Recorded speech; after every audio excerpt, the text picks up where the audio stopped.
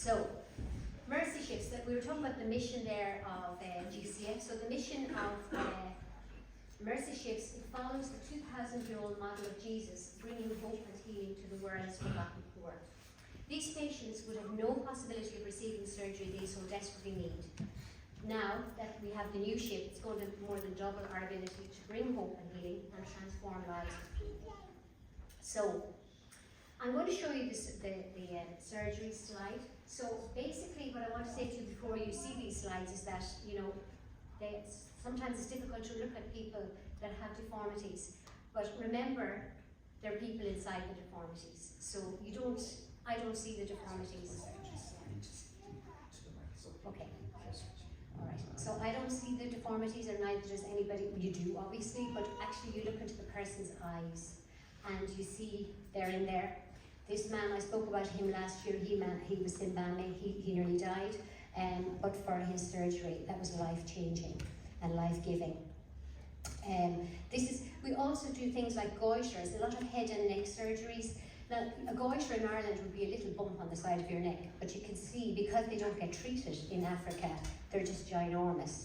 And so you can see how happy that lady is. We do a lot of orthopedic surgeries. This is not moving. Yeah, there's more of some of the kids. And then we do burns. I love these patients. A lot of children in Africa, their homes have got open fires, and so a lot of kids get burned. And you can see on the right hand side, his hand is completely stuck together.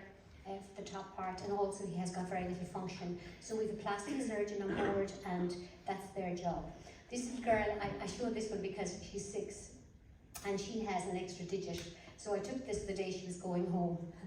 That's her before and that's her afterwards when I discharged her, which was wonderful. Okay, can you play that? This is only 2 minutes.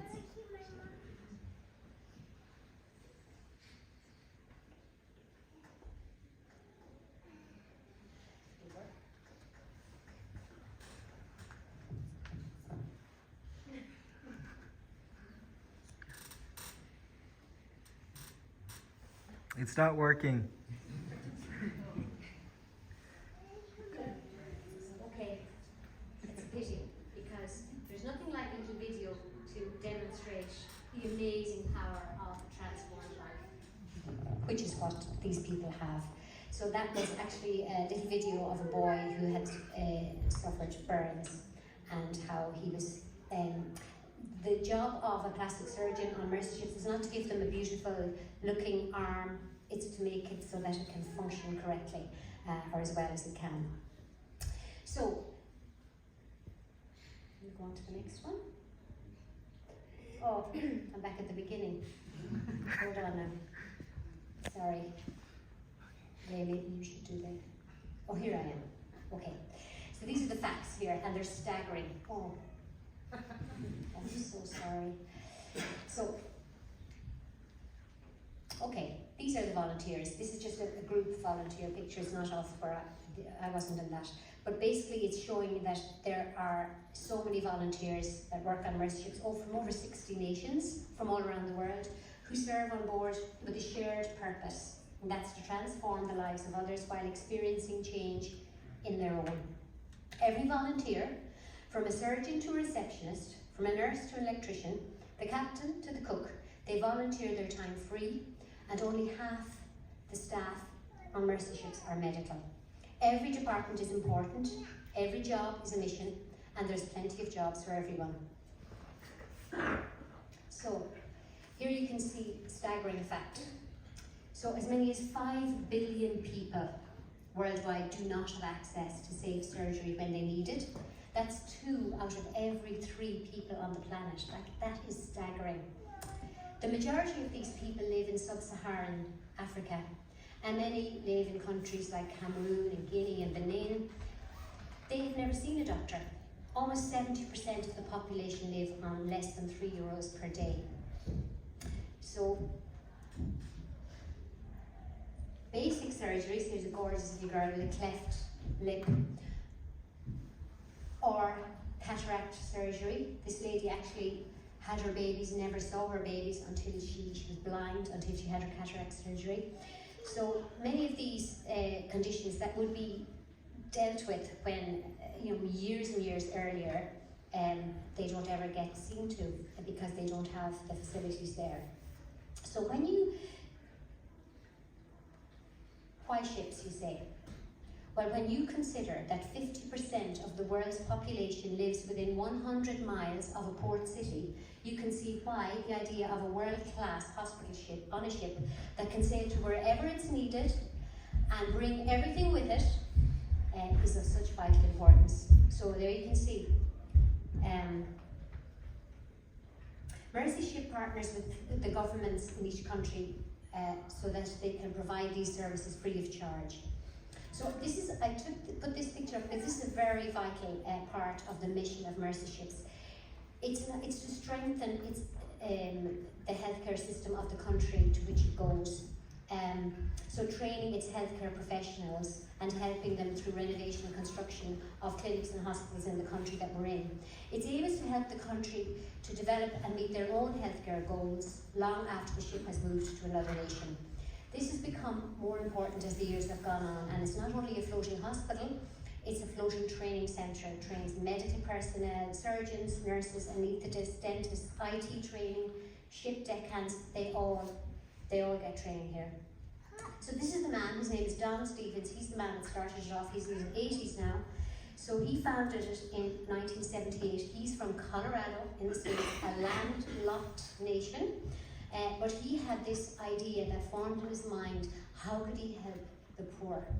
And one of the ideas that came into his head, he was always fascinated with ships, was wouldn't it be a great idea to bring a ship carrying the supplies it needs to different countries?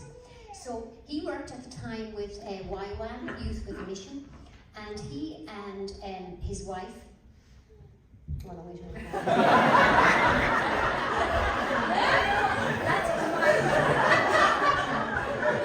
That's dead. Oh, so, but she does have a big important part to play in his life, that lady. So she was a nurse actually, Dan, and they worked with YWAM, as I said, and they had 4 children, and one of their youngest child, John Paul, was born physically and mentally challenged. He would never speak, dress, or feed himself. So when he was 32 years old, he met, he met Mother Teresa. Ray. He met Mother Teresa. Oh, sorry. He met Mother Teresa. And she, I've said this to you before my last time, but it's worth repeating. She said to him something that charted the rest of his life, the course of the rest of his life. She said, your son will help you on your journey to becoming the eyes, ears, mouth and hands for the poor.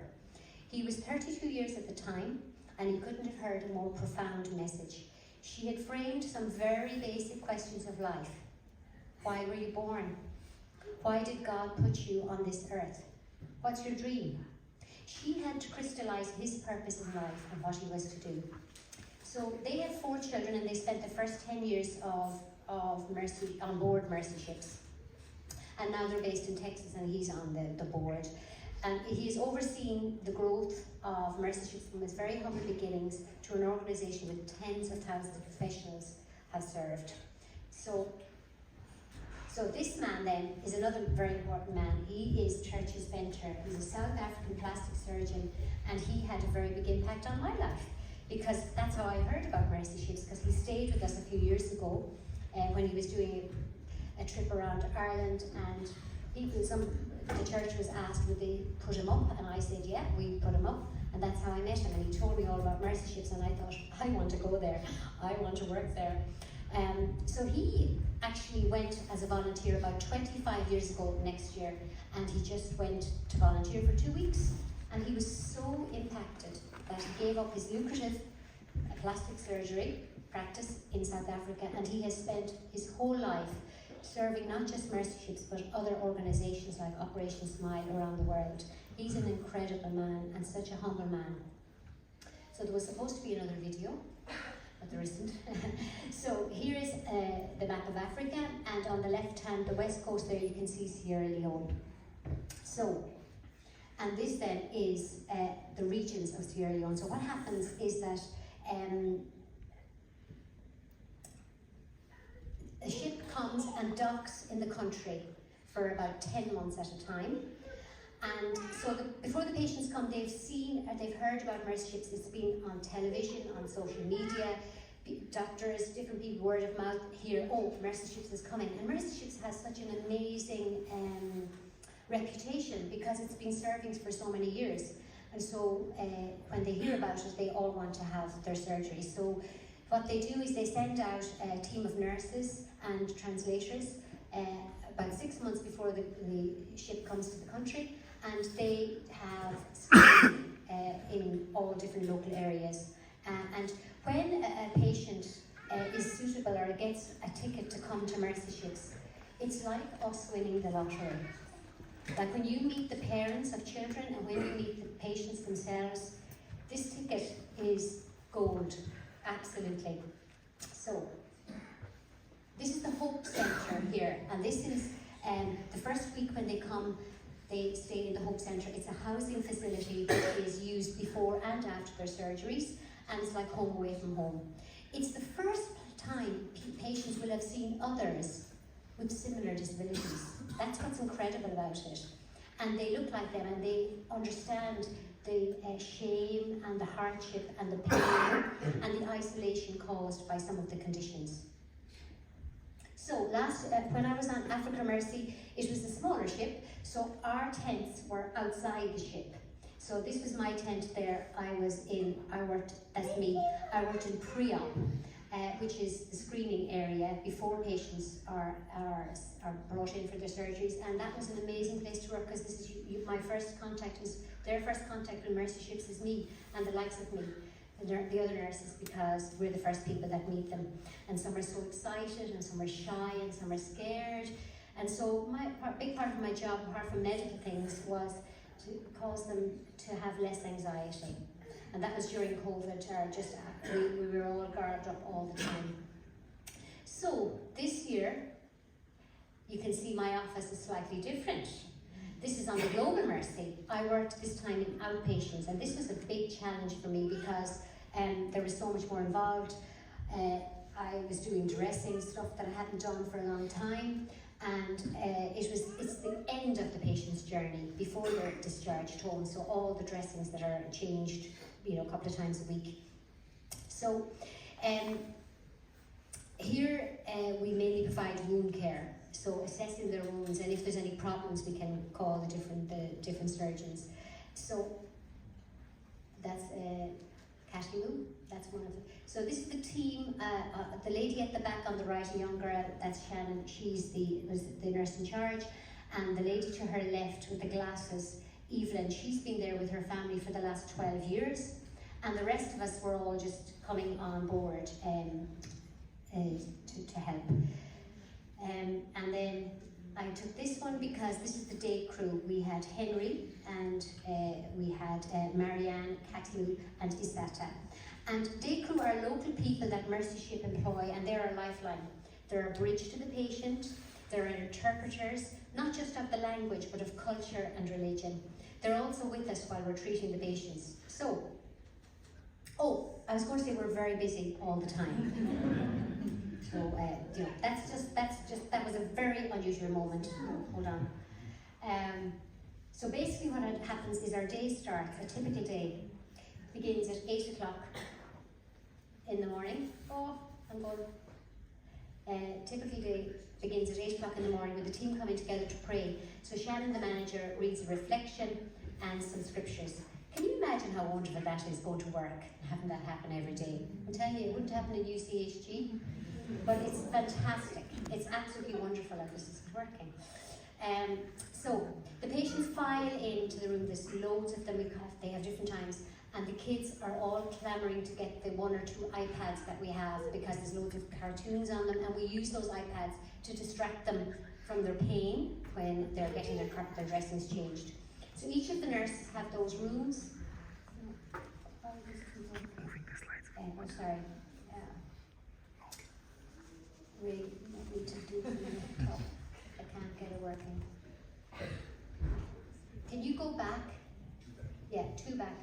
there for a second. And then go to the next one. So initially when the patient comes into the room, you welcome them, you put them at ease, and then you get to know them as the days go on, and you just look at their chart then, and you say, oh, I see himself, I want him. So some of the wounds, they take a long time to heal, and their dressing changes can be very painful, and I'm amazed at how resilient these kids are and how brave they are. They've gone through so much before they ever come to the ship, especially those who suffer burns and have endured pain, loss of function of their hands and arms, and they have also had to endure ridicule from the other kids and rejection from their peers. Some cannot or won't go to school, and they miss out on their education. So the next one, please. So this is a lovely boy called Mamadou. He's 15 years of age. He has burns all down the right side of his body, and he wears that hat 24/7 because he's got a lot of scarring on his head. But he is, you can see from his smile, he is just the most fabulous young boy. He had release of contractures on his elbow and his wrist. And the left side of his body was perfectly formed, and you could see it was like a 15-year-old's body, but the right side was very skinny and all of that. So prior to this surgery, he had limited use of his right hand. So when I used to meet him, and anybody would meet him in the corridor, he just wanted a big hug. He was just the most amazing young boy. The next one, this is Joseph. You can see Joseph even from his face. He's much shyer, and he also had burns, and he had to have what they call wires in his fingers to keep them straight, and he had a big pin in his hand. Oh, he was such a lovely boy, and he had his dressings were quite painful, but he was amazing. And also when burns patients come in, they also have a lot of physio, and they have splints put on their limbs and all of that. Next one. Now, this is a lady I met. Now, this lady, her name is Yama, she's 51. She had a massive jaw tumour inside in her mouth, and she was dying slowly. Her mass was so big that the only nutrition she received was through a straw. Her village had shunned her. She did not go out. Her daughter was her carer. She had almost given hope when she came to Mercy Ships. She was such a dignified lady, and she was so thankful to all on the ship for saving her life. You can show the next one, because this gives you an idea of what she was like. So go on to the next one. This is her the day she was leaving. She was a beautiful lady. Can you imagine what it was like for her? She's an outcast in her own village, shunned and treated as though she was cursed, because that's what happens. She'd endured so much pain, which was more than physical pain. It's emotional pain, it's spiritual pain. So when you get your surgery, it's like you've been given your life back. She really had been given her life back. So the next one. This man, I love this man. His name is Francis. He's a teacher. His son had to give up his school because, you know, children have to have a carer with them all the time. And this man was elderly, Ray. He was only 65, but he was elderly. So his son was with him, but he had to give up his education to stay on the ship because he was on the ship. In fact, he was still on the ship when I left. So he was there for a couple of months.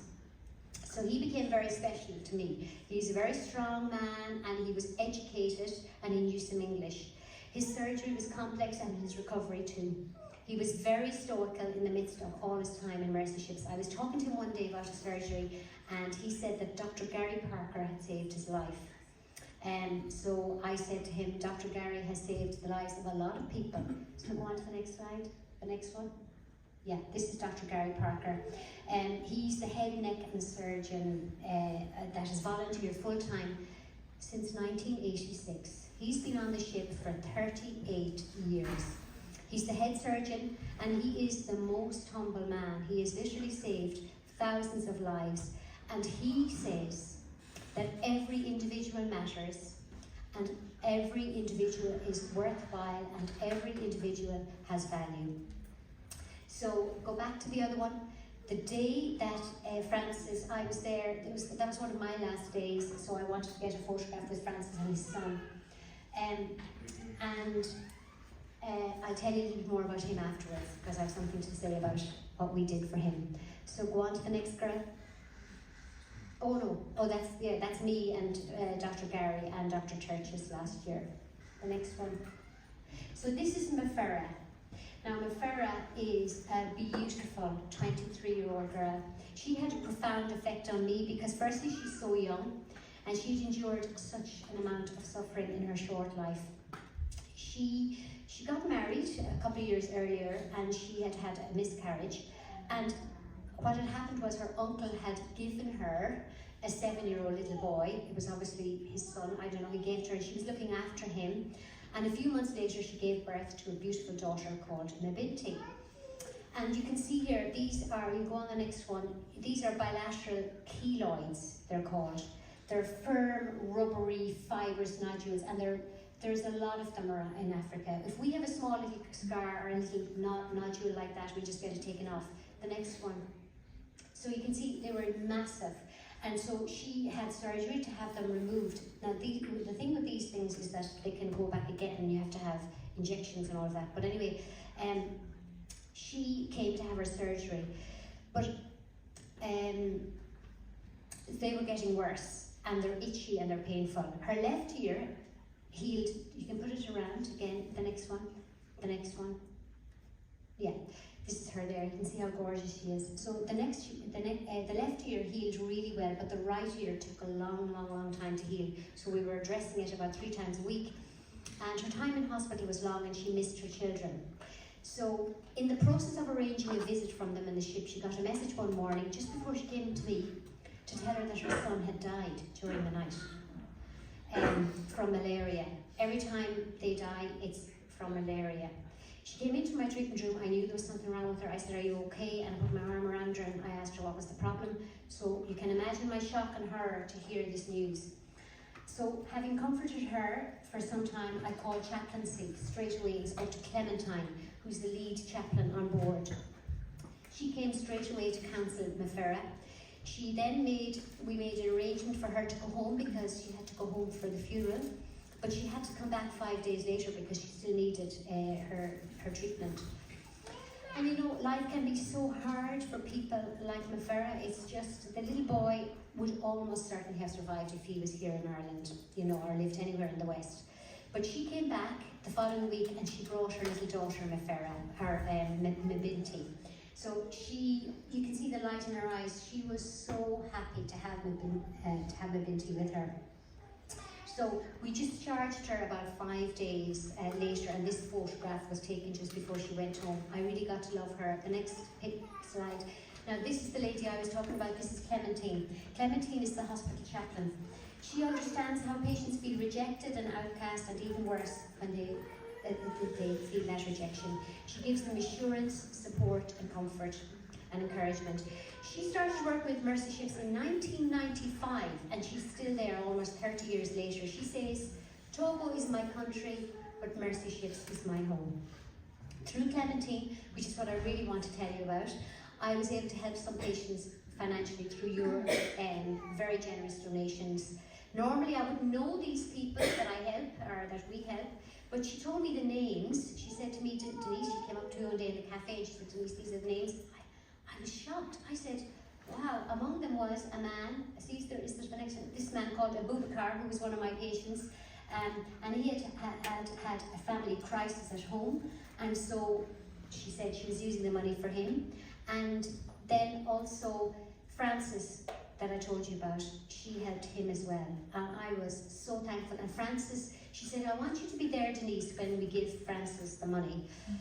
So Francis came into my treatment room and we gave him the money and then we prayed together, and he was just so overwhelmed. In fact, when I came home from Africa, I got a phone call about 2 weeks later, and it was Clementine on the phone, and she said, "Denise, I have Francis here on the phone and he wants to talk to you." So he wanted to convey his thanks to everyone here for helping him out, and he was so overcome. Next one. Oh no, before that, sometimes it's heartbreaking there because we have to say no to patients who come to help, who come to Mercy Ships because of various reasons, but often it's because their tumours are malignant. And so some of the money that you gave went to a 43-year-old man with a family who got a no because his tumour was malignant. So that was another patient that received it. And There is palliative care on board for patients. There's a team that go out into the community and support them. So once the patients are finished for the day or for their treatment, we get the privilege of praying for them. So this is one of the greatest things about my job. We open our hands, everybody opens their hands together. I'm there with the patient and the translator, and we just open our hands and thank God for His goodness and faithfulness and His love for these patients. And I have the opportunity to pray a blessing over them as they leave Mercy Ships for favour on their families. And we also give them money to go home. So one of the things I asked you to pray for before I left was for friends. And so here's the three musketeers. So I'm in the middle, and Shelley is the lady that's darker, and she's from Canada, and then the other lady is Kathy from America. So we had the most fantastic time. Let's just go on again. So there we are up in the playground. There's a playground up there as well for the kids. And next one. Oh yeah, they're little KKs, they're like little tuk-tuks that you go around in all the time. Next one. I put this one up because this is on the left is Captain Richard and his wife Bernadette. He's the captain of the ship, and he's from Dublin, and his wife Bernadette is a nurse. So they have retired, but they go for 6 months a year. So 3 months on, off, 3 months on, off. That's what they do throughout the year. Next one. Okay. So can I just say, I said at the beginning that Mercy Ships makes a real difference and brings huge change to people's lives. But you know, you find that your own life is really affected and changed, and that's what has happened to me. In Luke 6:38 it says, "Give, and it will be given to you. A good measure, pressed down, shaken together and running over, will be poured into your lap." So my experience serving on the Africa Mercy and the Global Mercy testifies to the truth of this statement of Jesus. It was life-changing in so many ways, meeting the patients and their other volunteers and hearing their stories. It's so humbling because you hear about the patients' lives and their journey to Mercy Ships, their courage, their patience, their thankfulness, their acceptance of the situations that they're in, their reverence for God. They have such a reverence for God, their capacity to endure suffering, their love for one another. Also volunteers, treating patients with care, love and acceptance. And the atmosphere on the ship is just incredible. The fact that people come from all over the world to serve, giving their gifts and talents free of charge, it makes for a wonderful working environment. And so I want to thank you so much for just supporting me through prayer and through finance in going to Mercy Ships, and I will be going again because once you go, the bug hits you. And it's just the most wonderful experience. And as I say, there are jobs, not just in nursing or in medical, but in the kitchen, in hospitality, in IT, in all sorts of places. So if anybody wants to come, you me. Thank you.